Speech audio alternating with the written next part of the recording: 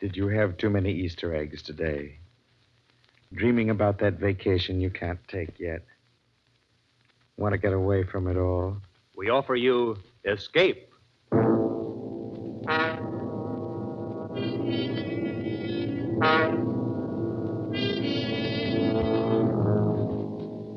You are groping your way slowly through the dark hold of a ship at sea, moving carefully, step by step, searching intently for something you dread to find, because you know that this ship carries a cargo of death.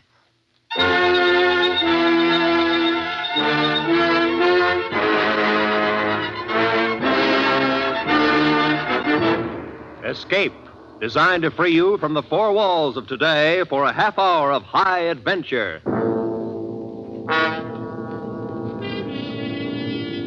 Tonight, at your request, we bring back one of our most popular escape stories. We escape to a harbor front in Venezuela and a grim voyage which started from there, as told by Martin Storm in his gripping tale, A Shipment of Mute Fate.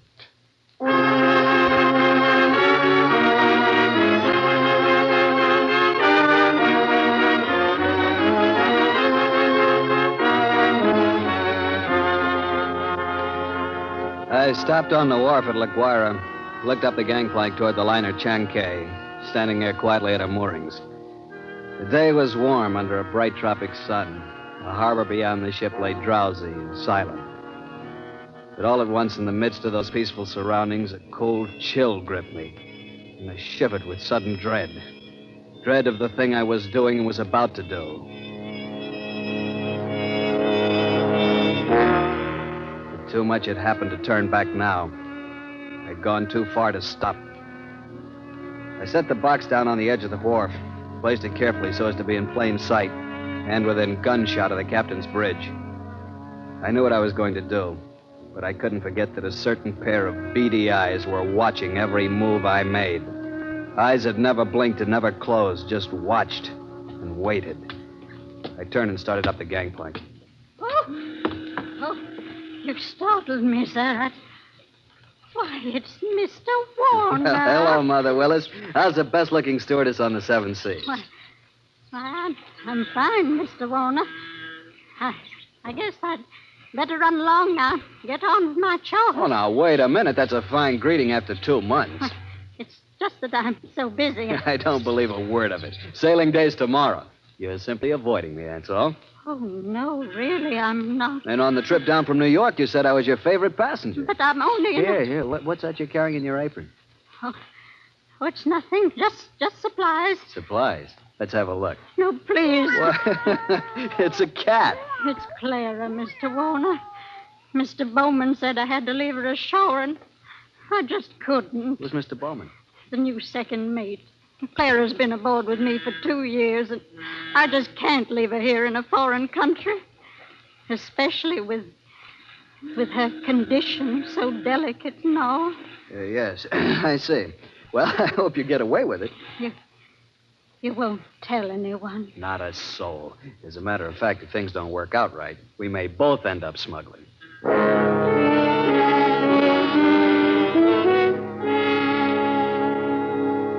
Most happy to have you aboard on the trip down 2 months ago, Christopher, and I'm very glad you're coming along with us on the run back to New York. Well, thanks, Captain Wood. There is one thing, though.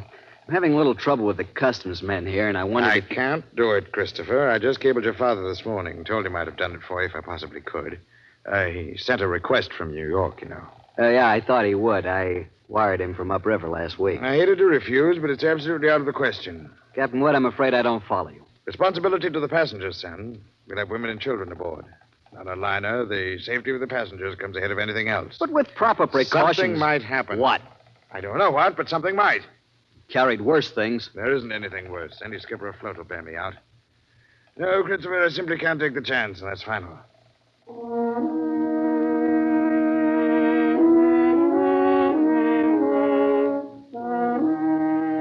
Final. Wasn't final if I could do anything about it.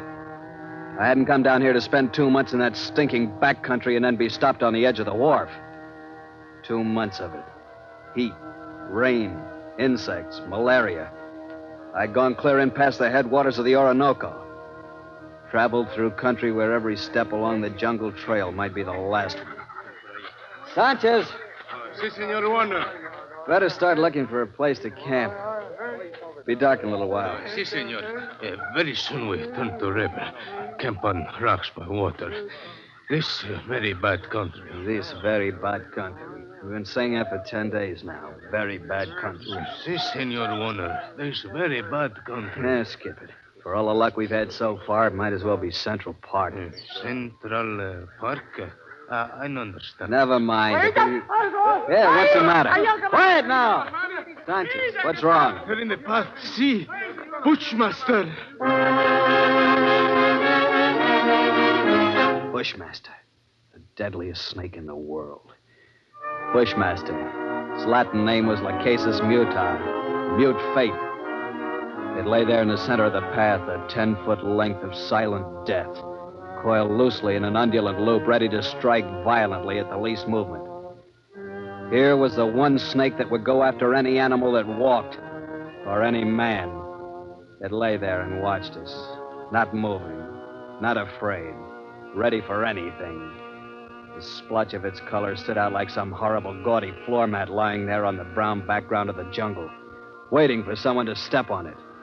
Here was what I'd come 2,000 miles for, a bushmaster.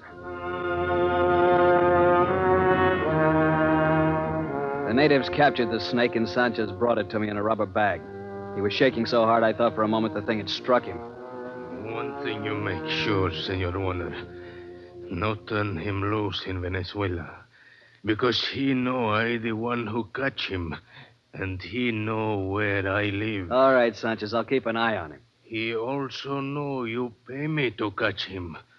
All the time he watch and wait. You no forget that, Senor Warner, because he no forget. Not ever.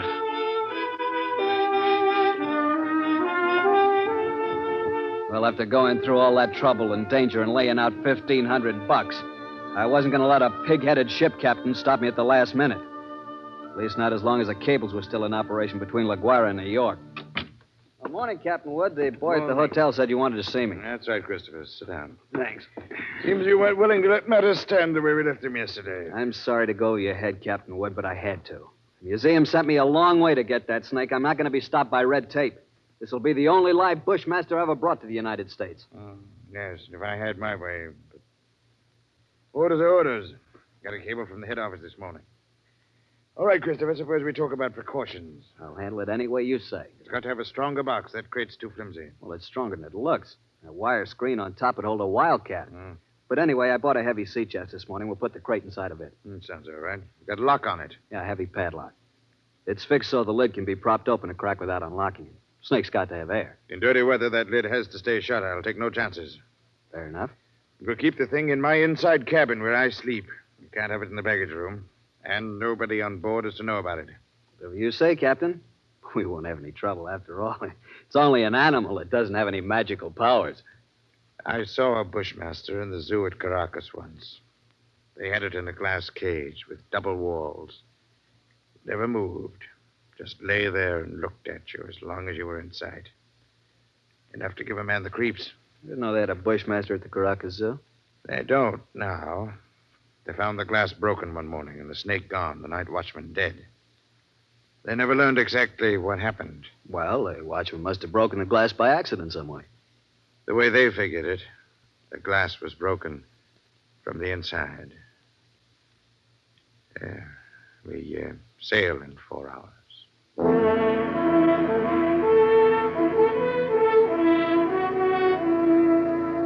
Into the Caribbean with perfect weather and a sea as smooth as an inland lake. The barometer dropped a little on the third day, but cleared up overnight, left nothing worse than a heavy swell. But in spite of the calm seas and pleasant weather, I found myself feeling more and more often an ominous foreboding. I was developing an almost unnatural fear of that snake. Stayed clear of the passengers pretty much, got the habit of dropping into Captain Wood's quarters several times a day. Kept the heavy box underneath his berth. Approach it quietly and shine my flashlight through the open crack. Never once could I catch that 12-foot devil asleep, or even excited. He'd be lying there half-coiled, his head raised a little, staring out of those beady black eyes, waiting. He'd still be like that when I turned away to leave. Maybe that's what bothered me. That horrible and constant watchful waiting. In the name of heaven was he waiting for? Well, hello there, Mr. Warner. Oh, how are you, Mother Willis? My, but you and the captain spend an awful lot of time around this cabin. I'm beginning to think the two of you must have some guilty secret. No, nothing like that, Mother Willis. I don't know about Captain Wood, but I certainly don't have any guilty secret.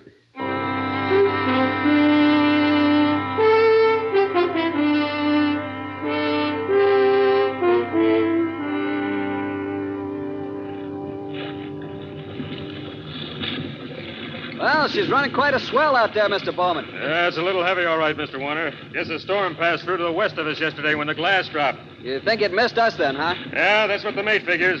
Sure stirred up some water, though. This'll put half the passengers in their bunks. They'll keep Mother Willis so busy Hey, look at the size of that wave. Huh? Great Jehoshaphat, we're going to take it on the port bow. Hang on!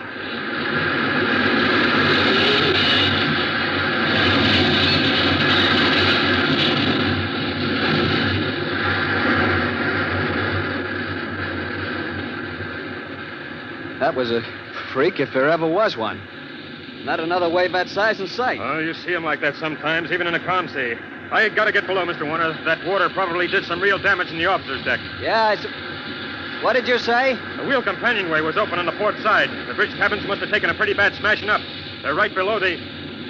Something wrong, Mr. Warner? No, nothing at all, Mr. Bowman. At least I hope not.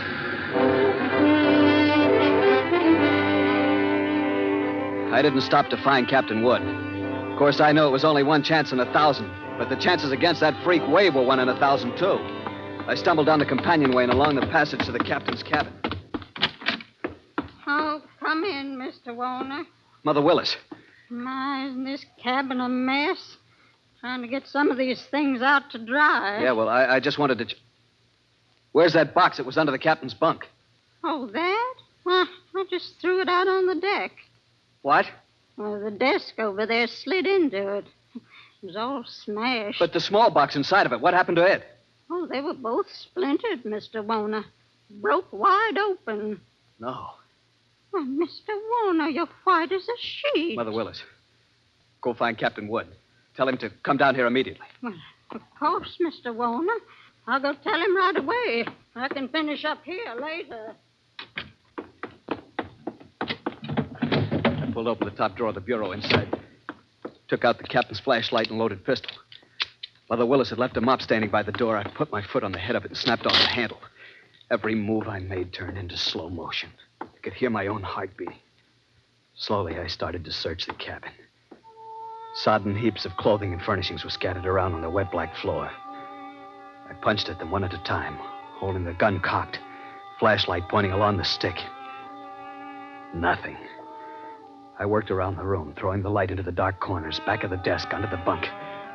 Wherever I turned, I could feel those cold, unblinking eyes at my back, watching, waiting. Using the stick, I pushed open the closet door and threw the light inside. Carefully, I poked at the boxes and junk on the floor. Snake was not in the closet.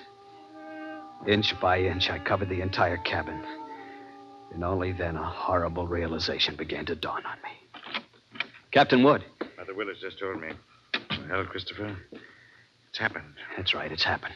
I see you found the gun. We better start searching the cabin here. Captain Wood, I just finished searching it. Oh, then. Women, kids, and that thing loose on board. 1,000 places for it to hide. Heaven help us, Christopher.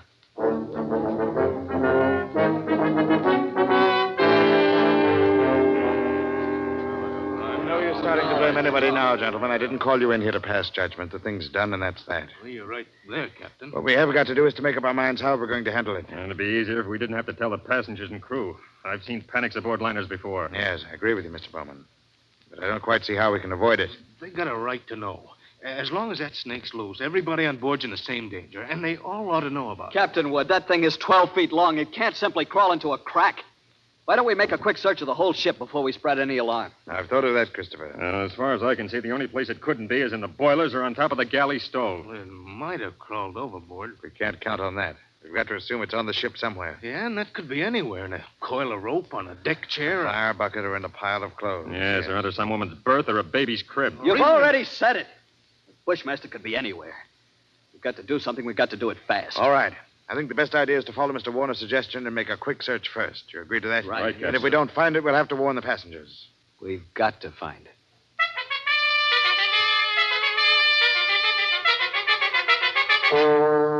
Alone in the dim baggage room, I went through the same movements as I had earlier in the captain's cabin. Gun in one hand, flashlight in the other, poking into every dark corner, behind every trunk and box. Since the baggage room was empty, I could keep the gun cocked and ready. The rest of those poor devils were having to do the same thing. Barehanded.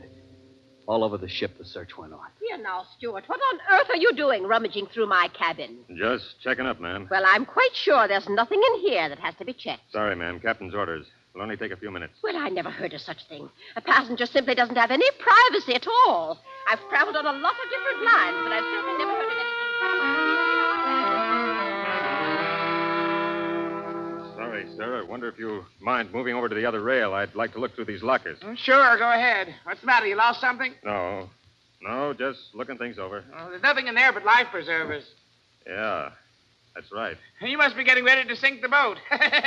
Gonna collect the insurance, huh? Gonna send us all to the bottom, huh?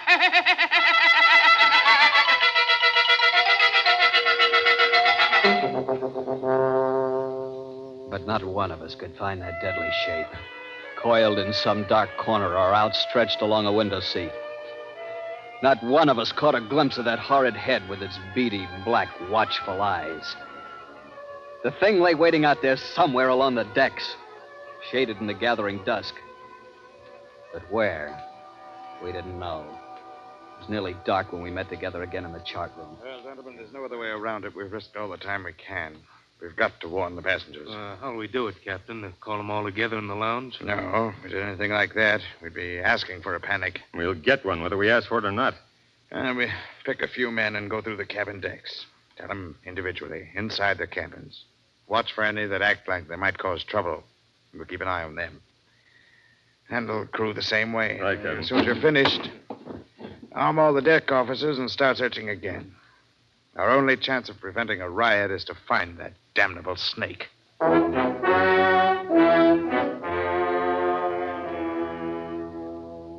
The slow nightmare that followed grew worse by the hour. None of us slept. All the ship's officers not on duty kept on with that endless search. Passengers locked themselves in their cabins or huddled together in the lounges, knowing all the time that no spot on board could be called safe. Fear was a heavy fog in the lungs of all of us, and every light on the vessel burned throughout the night. Morning came, brought no relief.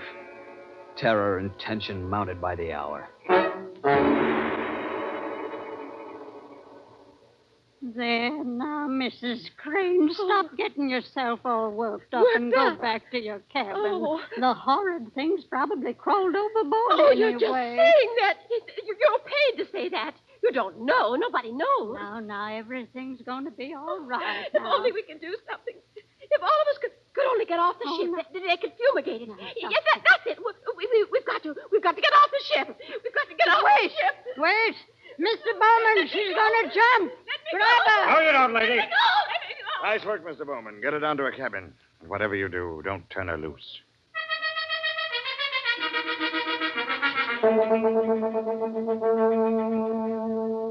You never know when it might strike you. You can't put on a coat or move a chair without risking your life. Something's got to be done. It might be right here in this lounge. Yeah, all right, listen up. Better quiet down and take it easy. Take it easy. You're a great officer. Why don't you do something about it? That thing might be crawling around here right under our feet somewhere. I said shut up. Are you trying to start a panic? I got a right to talk. I don't want to die. Nobody's going to tell me what.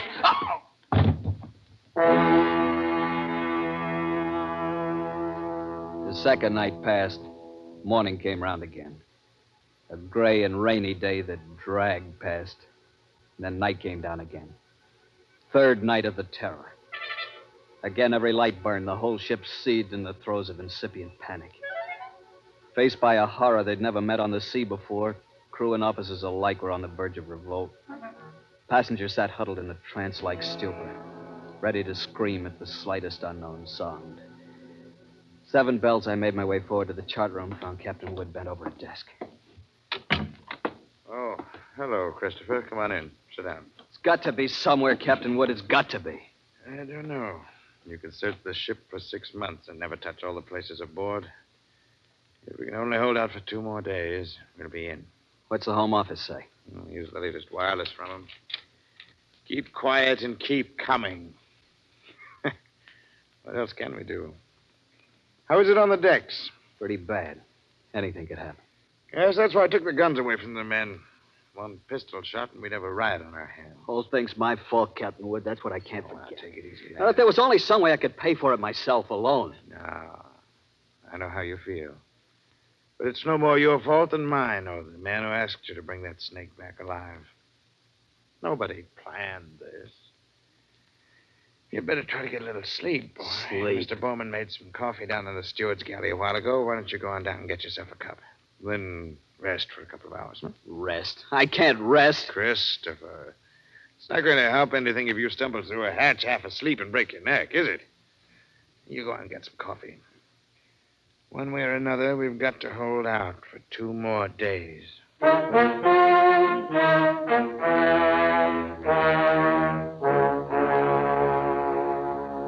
Light was on the steward's galley. Coffee pot was standing on the stove. Still warm, so I didn't bother to heat it.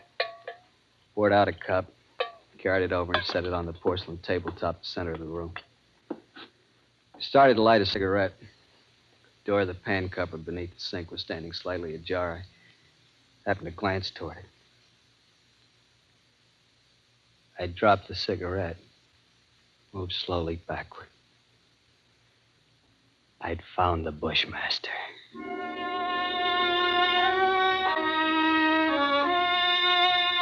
As I moved, the snake slid out of the cupboard in a single sinuous glide, drew back into a loose coil on the galley floor, never taking his eyes off me. I moved slowly back, waiting any moment for that deadly, slithering strike. How had he known it was me? He'd stayed quiet when Bowman was here. How had he picked the first time in 5 days that I was without a gun? My hands touched the bulkhead behind me, and I stopped. Only then I realized in terror what I'd done. The call button and the door were on the far side of the room. I'd backed into a dead end.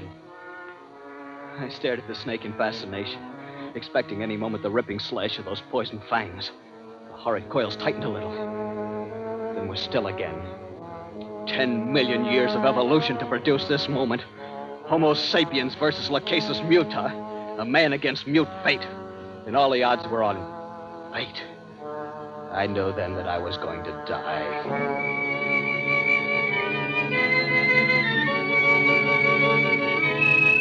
I could feel the sweat run down between the painted walls and the palms of my hands pressing against it. My skin crawled and twitched, and the pit of my stomach was as cold as ice. There was no sound but the rush of blood in my ears. The snake shifted again, drawing into a tighter coil, always tighter. Why didn't the devil get it over with? Then, just for an instant, his head veered away. Something moved over by the stove. I didn't dare turn to look at it. Slowly, it moved out into my line of vision. It was a cat. That scrawny cat, Clara, that Mother Willis had sneaked aboard in La Guaira. Its back was arched and every hair stood on end. It moved, stiff-legged now, walking in a half circle around the snake. The Bushmaster moved slowly and kept watching the cat. He tightened. He was going to strike at any second. He struck and missed. The cat was barely out of reach. Now she was walking back and forth again. She was asking to die. Missed again. By a fraction of an inch. He was striking now without even going to a full coil. Missed. Again and again, always missing by the barest margin. Each time the cat danced barely out of reach, and each time she countered with one precise spat of a dainty paw, bracing her skinny frame on 3 stiff legs. And then suddenly I realized what she was doing. The Bushmaster was tiring. And one strike was just an instant slow, but in that split second, sharp claws raked across the evil head and ripped out both the lidless eyes. The cat had deliberately blinded the snake. He didn't bother to coil now, but slid after her in a fury, striking wildly and rapidly, always missing. And every strike was a little slower than the last one, until finally...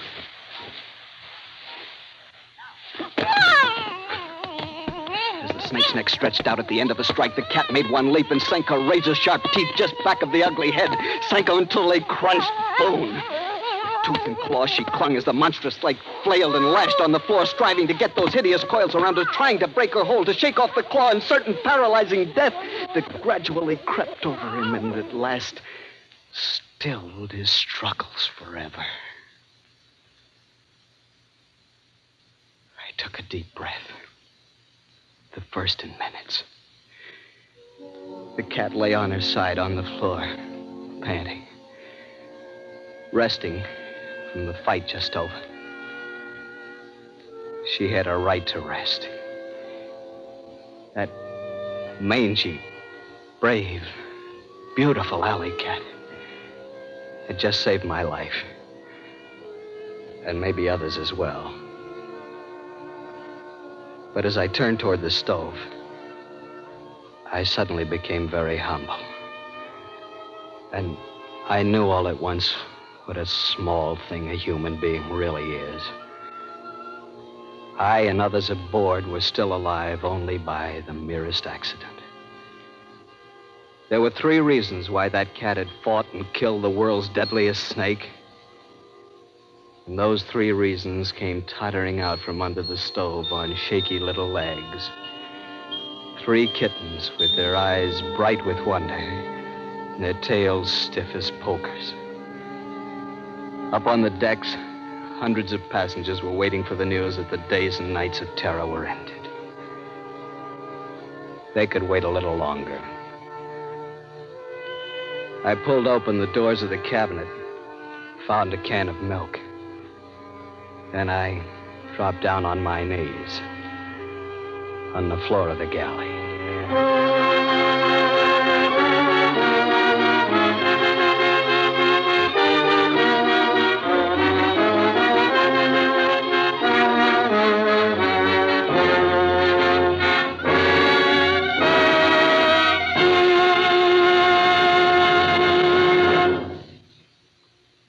Escape is produced and directed by Norman MacDonald, and tonight brought you A Shipment of Mute Fate by Martin Storm, adapted for radio by Les Crutchfield, featuring Harry Bartell as Chris Warner, Barry Kroger as Captain Wood, and Peggy Weber as Mother Willis, with Don Diamond, Sarah Selby, and Frank Gerstle. Special effects by David Light. The musical score was conducted by Wilbur Hatch. Next week... You are hanging by your fingertips on the sheer face of an ice cliff, suspended 2,000 feet above instant death, with your strength running out, and with no chance for escape.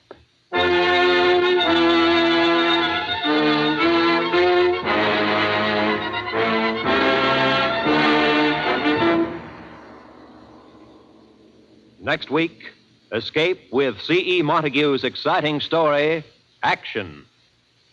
Good night, then, until this same time next week, when CBS again offers you Escape.